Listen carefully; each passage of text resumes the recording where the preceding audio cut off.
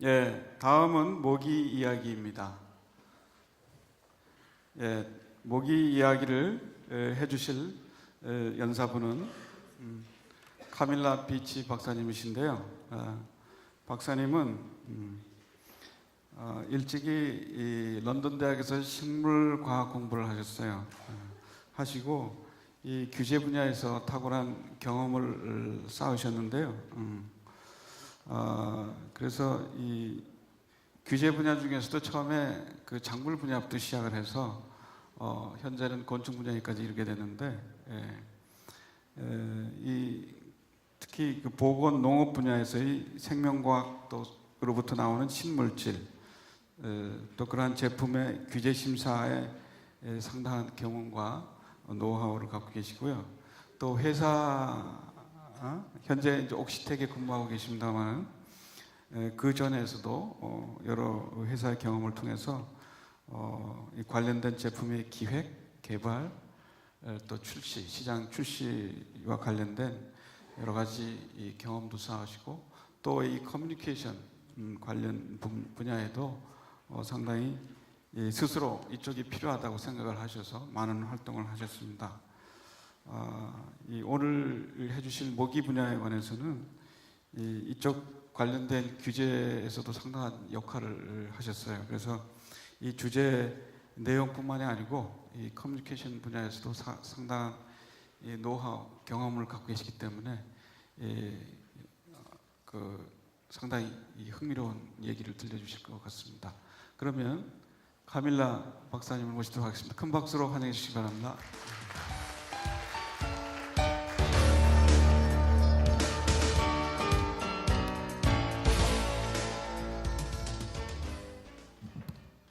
Thanks very much for inviting me to your seminar. I'm very delighted to be here. I have to warn you, it is 5 a.m. in the morning for me, in my time, and therefore I might fall asleep. But hopefully not. Also, I do have to apologize because I've changed my slides somewhat from the publication of the conference notes. So my apologies for that.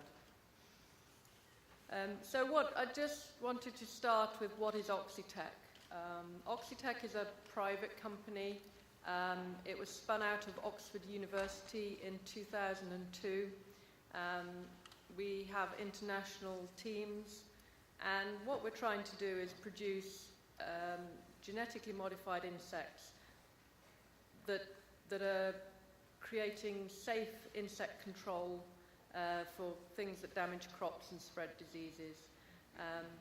We're working in over 10 countries at the moment, and we also did the first release of genetically modified insects anywhere in the world with other collaborators. And these are some of the collaborators that we've been working with. We're a very small company, and we couldn't do this without any of these collaborators helping. I think significantly the main collaborators are really those in Brazil and also the USDA.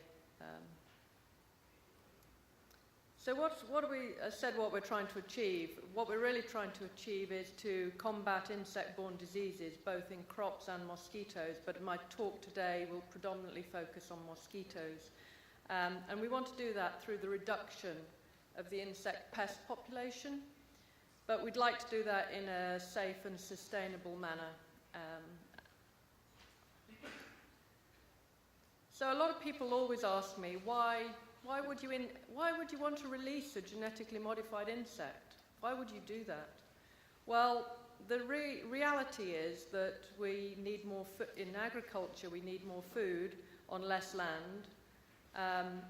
Also in Europe, and I don't know in Korea, but in Europe there is a demand for crops that don't have chemical residues, for natural food. But I think, let's talking about mosquitoes, we are having climate change, we're getting warmer, so the pest pressures are changing all the time. And certainly, there are fewer pesticides available, and the ones that are available, in mosquitoes, they're resistant. and so the lack of chemical controls, it really drives the need to have novel technologies. So we've got a broad-based technology, and it can be applicable in a lot of different platforms. The one I'm really going to talk today about is public health, and that's the dengue mosquito, Aedes aegypti. But as I said, we can use it in agriculture as well. For example, Mediterranean fruit fly, diamondback moth, etc. But also we can hopefully at some stage maybe use it in conjunction with a BT crop, for example, on broad acres. And new areas that will be of interest to the conference here today is animal health. So insects that affect animal health as well, or transmit diseases to animals, those zoonotic diseases. Our technology can also be incorporated into those. And ultimately, malaria is a goal as well. We'd like to be dealing with malaria mosquitoes. But today I'm just going to talk predominantly about the dengue mosquito, Aedes aegypti. So I'm changing it, and this is my question. This is my pop quiz question in the middle of my talk, not at the end. So I'm coming out. Who's going to tell me what the world's deadliest animal is?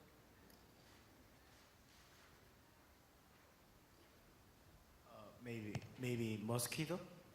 Correct. Maybe you'll get your prize at the end. Yeah. Oh, sorry. Not sure I'm supposed to do this.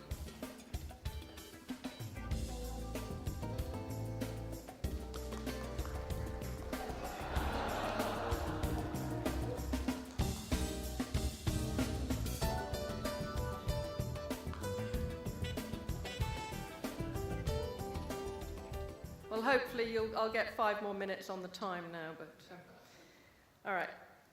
So that's right, mosquito is the world's deadliest animal. Mosquito kills nearly 750,000 people every year. That's a really scary amount of people dying through mosquito-related diseases. They don't get as much press as shark attacks, but it's a really sobering thought. And, sorry, there should be a build in that. And there is a with climate change, dengue is up to nearly 400 million infections every year worldwide. And I just wanted to say that even your head of infectious diseases in Korea has said that, dengue really is one of the most threatening diseases for mankind. But it doesn't have fatality. People can be asymptomatic. And so it doesn't get the headline attention that other diseases get. So Oxitec's approach is to introduce genetically the reproductive cycle of the insects based on the sterile insect technique. And thank you very much, Dr. Kwon, this morning for identifying what the sterile insect technique was, where you traditionally through irradiation make males sterile. What we're trying to do is make males sterile genetically, so they don't produce any offspring. So how do we do that? Well, we introduce 2 genes, just 2 genes, which are injected into the insect egg.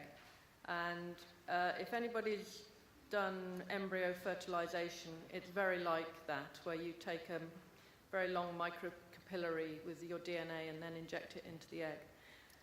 We have 2 genes. The one gene is self-limiting, and it's repressed during male production because we need to produce the insects in a laboratory. Then it's passed on to the progeny that are fathered by the males, and it prevents the adults, those offspring, developing into adults. But I think really importantly, from a risk assessment point of view, it is self-limiting. Without releasing it continually, that disappears from the gene pool and the environment. And it is reversible. You stop releasing and the population comes back up again. And there's a marker gene. We've heard a lot about marker genes, so I'm not going to say any more about it, but it does allow you to track and trace the insects. So for risk assessment, a lot of people ask me, what about safety? Well, safety with insects is quite well defined, because insects exchange their gametes internally, so it's very species specific. There are no other insects or insect complexes that they pass them on to. With our technology, it can't establish in the environment. The other thing is male insects do not bite and transmit disease. It's the females that are deadly and do all the damage. So it's true, the female of a species is deadlier than the male, for insects as well. And we've also tested fish and beetles and spiders, and for one of our agricultural pests, we even looked at a parasitoid. And there's no adverse effects that we've detected to date. And the proteins, those two proteins that are produced from those two genes are not toxic. They don't contain any allergens. And the species is genetically stable. The mosquitoes have been reared in the laboratory for over 160 generations. That is many, many, many lifetimes for a human. And in the environment, as I said, we can track them, and I apologise for the poor quality, the resolution on this, but we've developed a program, computer program, that pinpoints every trap, and we can tell what's in that trap at any stage. And the genetic marker helps us to do that. And so what are the results? Excuse me. Well, the results where we've done tests are very impressive for insect control. So we have now, on our just finished our fifth release, and in every case we got over 90% suppression of Aedes aegypti in these trials.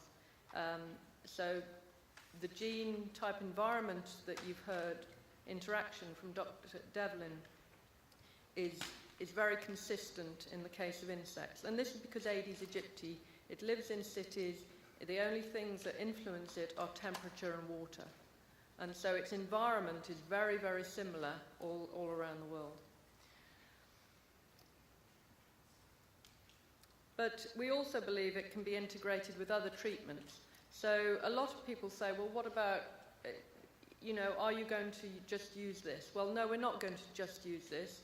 We can use both insecticides and genetically modified insects, because we believe that every tool will need it to be used to be able to control Aedes aegypti and mosquitoes. And so our technology is very, very effective when there's very low populations. Very, very effective at low populations. Not as effective when there's very high populations of mosquitoes. So you might want to use insecticides in the first instance to bring the population down before you then go in with the genetically modified mosquito in order to use the male ability to seek out females and mate with them. So here we've got some benefits. The benefits are it is an effective mosquito control tool. It can also protect the efficacy of those pesticides at the same time as reducing our reliance on them. Again, it's species specific, and there's no impact on any of the beneficial insects. The product doesn't stay in the environment either. And in a environmental impact statement that was done by the USDA, they said it was actually an environmentally preferable approach because it reduced the reliance on insecticides. So I'm going to talk now a little bit about regulation and learning from others and how you might regulate genetically modified mosquitoes.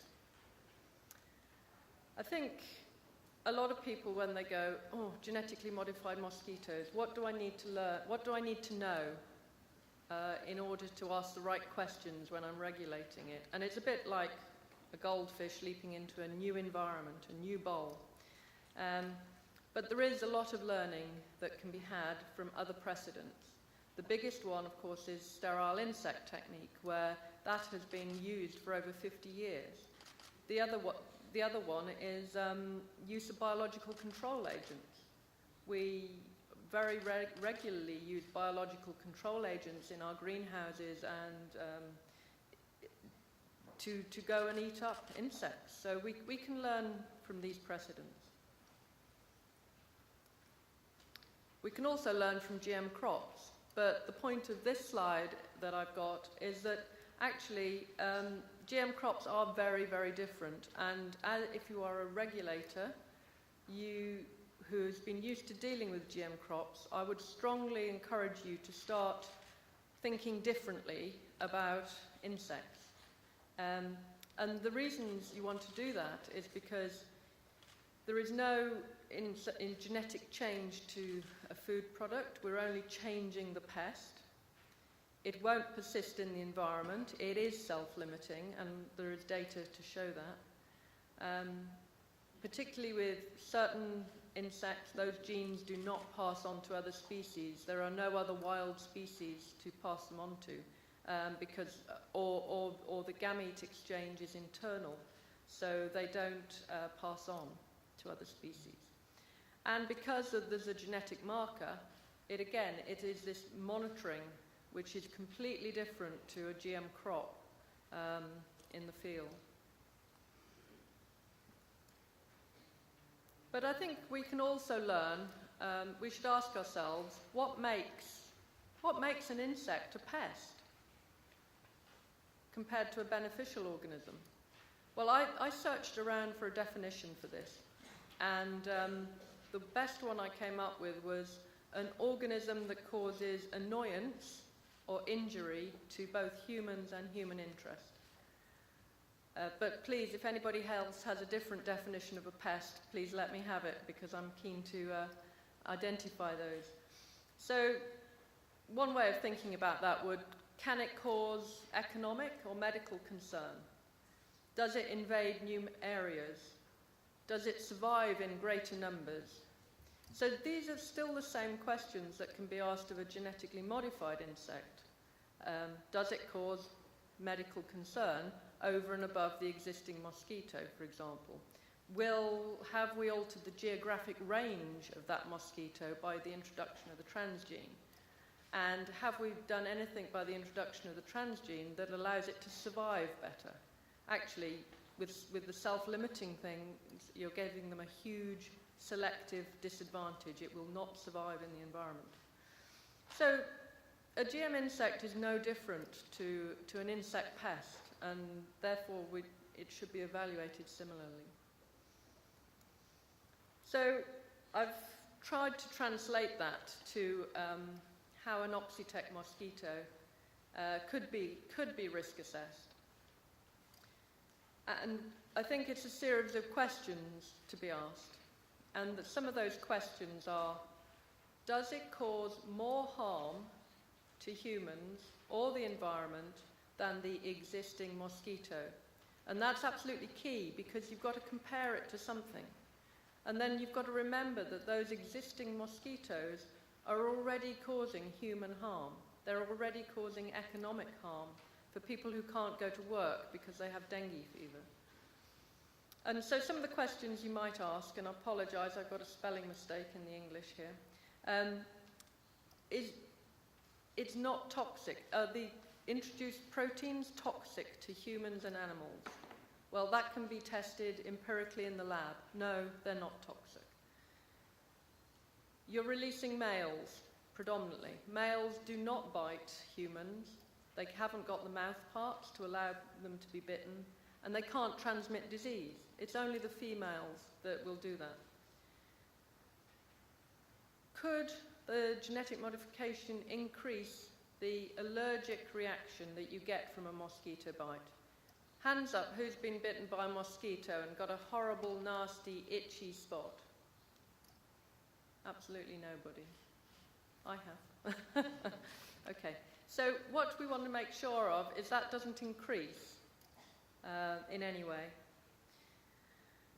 Do you see any effects in those animals when you feed them GM? So you can look at the ecosystem effects.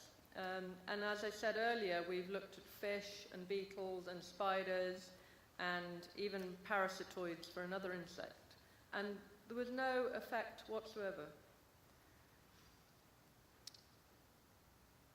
One thing we need to check, though, is that self-limiting trait compromised by environmental conditions? Is there something in the environment that will make it switch back on? So you will then have fertile mosquitoes again. Now, I think this also can be done in the laboratory. We know what triggers that gene to turn on, and so we can look at this in the laboratory before they go out into the environment. And another thing is, what are the factors that are controlling the distribution or abundance of that mosquito in the environment? So, for example, temperature. Temperature is an absolute key factor in mosquitoes. The life cycle goes up, is faster when it is warmer, and it is slower when it is cooler. And so you could do a temperature study, for example, to show that you hadn't changed that by introducing the genetically modified element.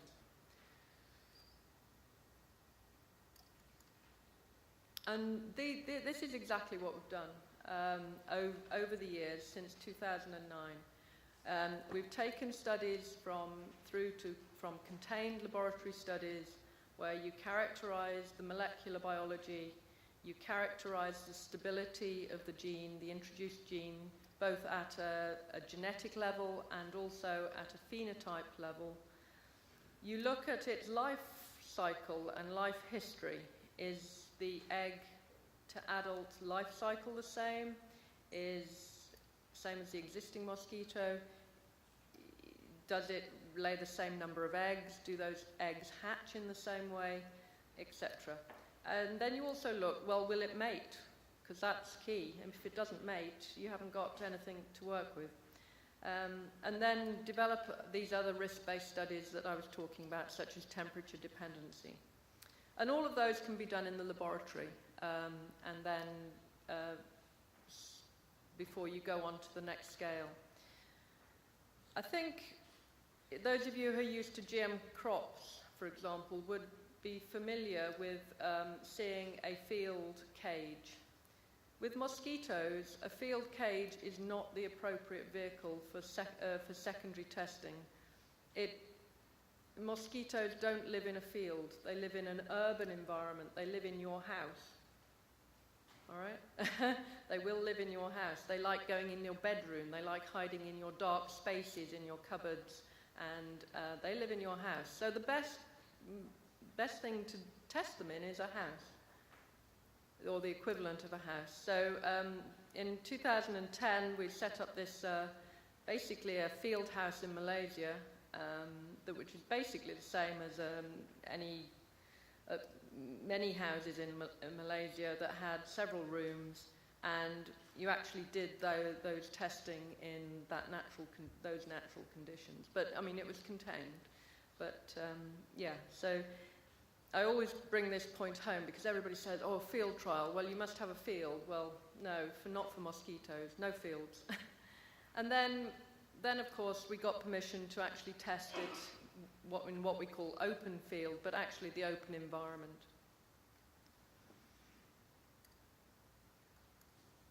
And that's been going on since 2009.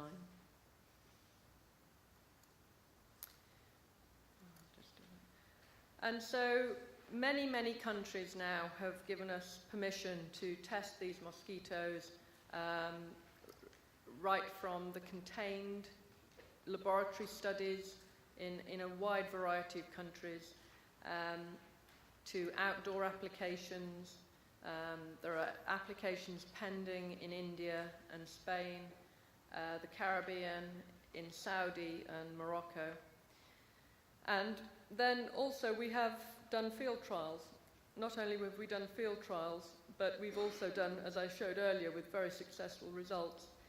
Last year, the Brazilian National Commission for Biosafety gave approvals for they call it commercial release, but it's basically release throughout the whole of Brazil to treat the Aedes aegypti mosquito with our environmentally friendly solution. So we are moving forward rapidly in Brazil and currently treating a city called Piracicaba, which is in the south of Brazil. There's 50,000 people there. We've started with a small area of 5,000 people with mosquitoes, because you tend to think in people, numbers of people, because disease transmission is related to number of pupae per person. So I don't think in hectares, I think in number of people for mosquitoes.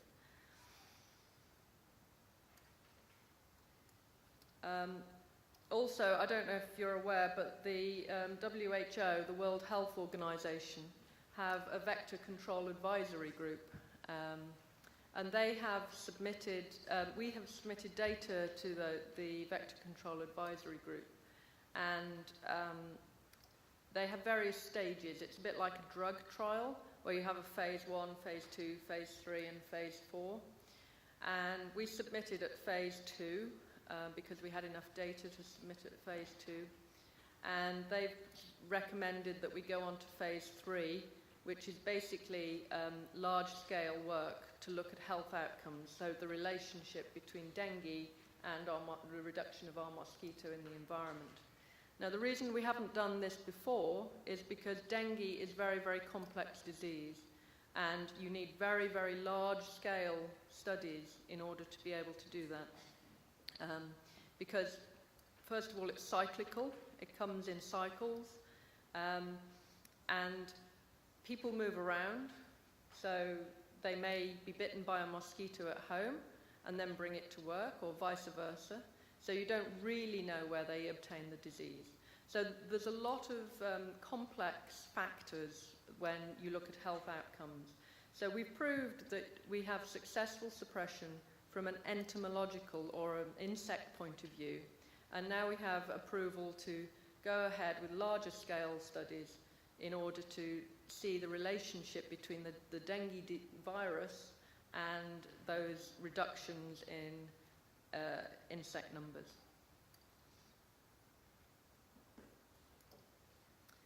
And so before I'm coming towards the end of my slides, I see I've got several minutes left to go, but I want to talk about what you're here for today, really, which is connecting science and society. And I apologise, this isn't in your data, in your handout, because I put it in at the last minute when we had a discussion about what people would really like to see today. So these are new slides that aren't in your notebook. But I think what I want to sort of say is these forums are incredibly important, and I think it's a very useful thing that the Korean Biosafety Group have done in order to bring everybody together for these discussions. One thing we're very keen on doing is engaging the public at all opportunities. So we never say no. If any of you ever happen to be in England, ever happen to be coming past Oxford, call us and you can come and see what we're doing. We never say no. I may regret that, but so we do every news, media, we talk to filmmakers, and yesterday I heard that we had Al Jazeera filming at our facility. We have videos on our website. One of the very, very, really successful things we do is we take a cage of male mosquitoes out to the public and ask them to put their hand in it. And they don't get bitten. And a lot of people don't believe it. Mosquitoes are bad. I'm always going to get bitten by a mosquito. And then you can put your hand in this cage and nothing happens. So that's a very powerful tool. And you can see it on the slide on the top right there, where we take it out to the children and let them put their hands in the cage. They have a bit of a giggle about it. So, as I say, any time we're open and we want to engage in public debate about this. But also, I think with mosquitoes, the difference is we have to put, like I said, mosquitoes live in your house. We have to put traps in people's houses. To monitor where our mosquito is going, you have to knock on the door and say, hello, can I put a trap in your house? Why? Why do you want to put a trap in my house? Well, we're looking at mosquitoes and trying to reduce mosquitoes, and the mosquitoes we're releasing are genetically modified, and you have a conversation with that person, one-to-one, on their doorstep. And I think that's a very different approach and a very necessary approach when you're dealing with mosquitoes. And these are just some pictures from Brazil. In the top left, you can see these are how they're released. They're just in a simple pot, which you just take the lid off. Off they go. 1,000 in a pot. Off they go. And this is on the bottom there. There's a hand in the cage. And everybody loves it. I wish I could have brought some today so that you could have put your hand in the cage, but they wouldn't have made it from London, I'm afraid. Anyway.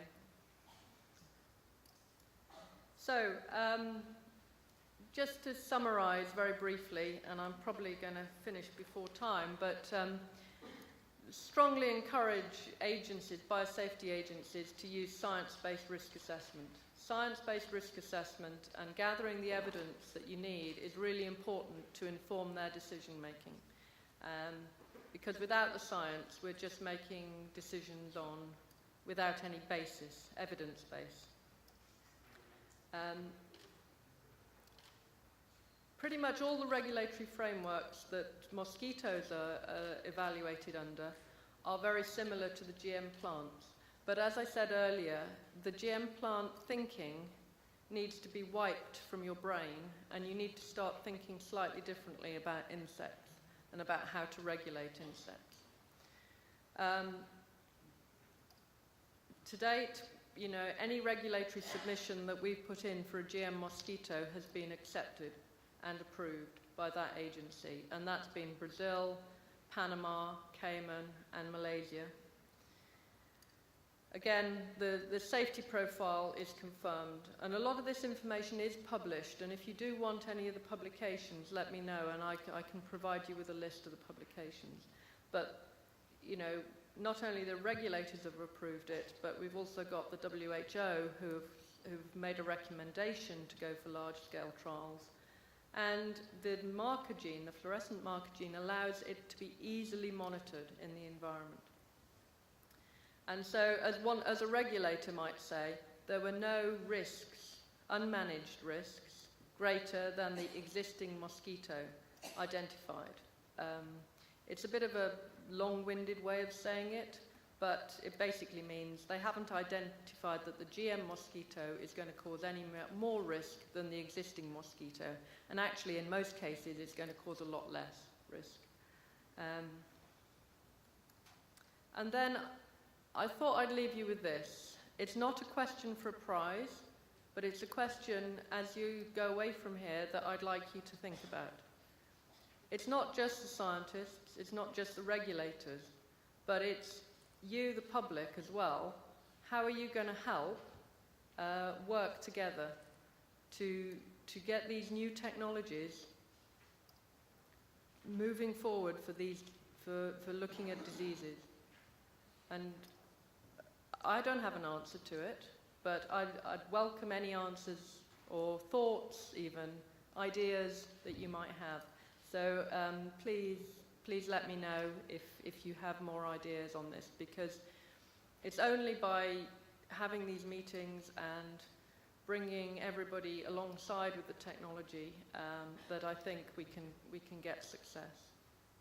So thank you very much, and I'll just leave you with a picture of our factory in Brazil. We call it a factory, a mosquito factory. Scary idea, really. But it's where we produce our mosquitoes in Brazil. So thank you very much. 네, 감사합니다. GM 동물 분야, 그 중에서도 CM 건축 모기의 최전선에 대해서 아주 흥미롭게 발표해 주신 카밀라 박사님 다시 한번 박수. 네, 감사합니다.